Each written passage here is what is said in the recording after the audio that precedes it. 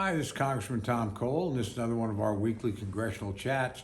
There hasn't been that much happening on the floor in Congress, but there's been quite a bit of important activity that will shape things going forward, most of them revolving around President Biden. Big thing of the week probably was the submission of the president's budget.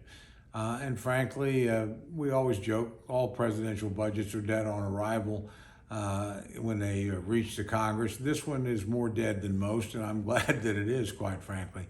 We see two patterns that repeated themselves from the president's first budget, or several patterns. Number one, it spends too much money domestically.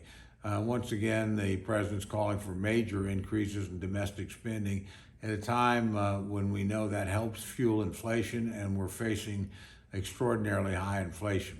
The second area is while the president's budget is better this year on defense, last year he proposed a 1.7% increase. Congress intervened and made it almost 6%.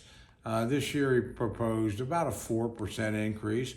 But given what's happening in Europe, frankly, and around the world, with the Chinese saber rattling in the Pacific, the Russians literally engaged in war on the European continent, I think the demand for more military spending and to send a strong message to our adversaries is clearly there. So Republicans will be pushing for a much higher defense number.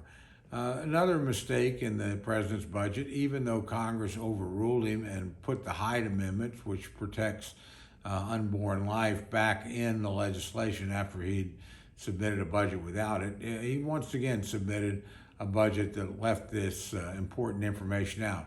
Literally today in the Labor, Health and Human Services and Education Subcommittee on Appropriations, I made the point to Secretary Becerra of the Health and Human Services, look, you won't get your budget unless the Hyde Amendment is back in. The reality is that Republicans refused to allow that to be removed last year.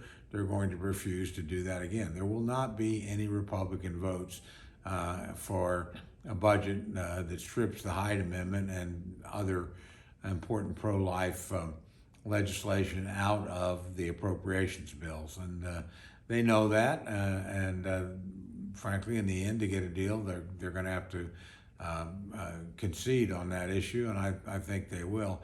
And once again, we're still going through it. It's a mammoth document, but we see a lot of what are called poison pill riders, things that the other side doesn't like that you can't pass, but you're going to try and put on an appropriations bill. There's a lot of that in there. We weeded all that out last year, or for this budget we passed a few weeks ago. I think we'll do that all again. So I think the president's budget sadly looks like he didn't learn a lot from his first experience. They're going to try to do the same things. I think they will largely fail. At the end of the day, the same formula that worked last year, or worked literally a few weeks ago, but on a budget that should have been done last year, will be the one that works again this year. That is, defense spending is going to have to go higher than the president proposes. The domestic spending number is going to have to be lower. The Hyde protections for unborn life are going to have to come back into the appropriations bills, and the poison pill riders are going to have to go out. The second item this week that I'd like to talk about, again, is another presidential action, which is monumentally stupid in my view, and that's the president's decision to tap the Strategic Petroleum Reserve for 180 million barrels of oil, adding about 1 million barrels a day for the next 6 months. This is a really bad idea for a variety of reasons. First, the Strategic Reserve exists to help us in times of national emergencies, not high prices. And the day may come where we're in a war or other countries are trying to blackmail us when we need that. So drawing it down now is a little bit like using your emergency savings account to go on a vacation. It just doesn't make a lot of sense. Second, this doesn't fix the long-term problem. The long-term problem is caused primarily by policies that this administration implemented from day one. Rather than draw down our important strategic reserve, the president ought to make a point of restoring the Keystone Pipeline, allowing energy companies to explore and produce again on federal lands, and offshore, and frankly, have a much more friendly regulatory system for the oil and gas industry.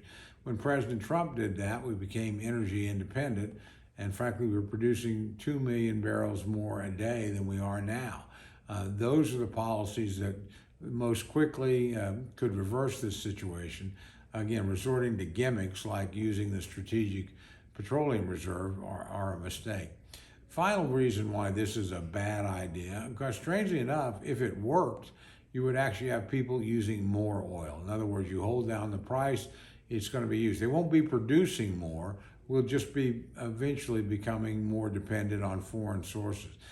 You have to change the policies that created the shortfall, not just simply, again, spend the assets that we have, buy a little extra time, but not change the game fundamentally.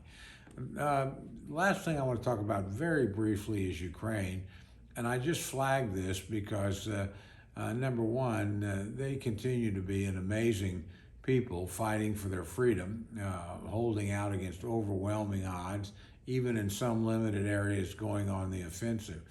We've done a lot to help, but clearly we haven't done enough.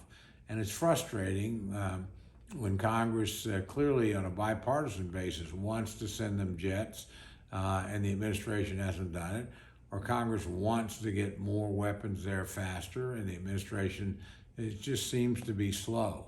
At the end of the day, these people are in the fight of their lives, for their lives, and they deserve our help. And I suspect if we don't see the pace pick up a little bit from the administration, you'll hear more and more complaints about that going forward. A lot of the response so far, including the things I support, have come because Congress pressured the president. Probably the preeminent one is the ending of oil sales from Russia to the United States. Other countries that are more dependent, it's going to take them a little bit longer, but no reason why we shouldn't get out of that business of purchasing Russian petroleum immediately. It's insane that we would be feeding the war machine of Vladimir Putin at a time like this against people whose courage we admire and whose freedom is on the line. Well, I expect another busy week next week, and so I look forward to visiting with you then. Again, in the meantime, good luck, God bless, and hope you and your family stay safe.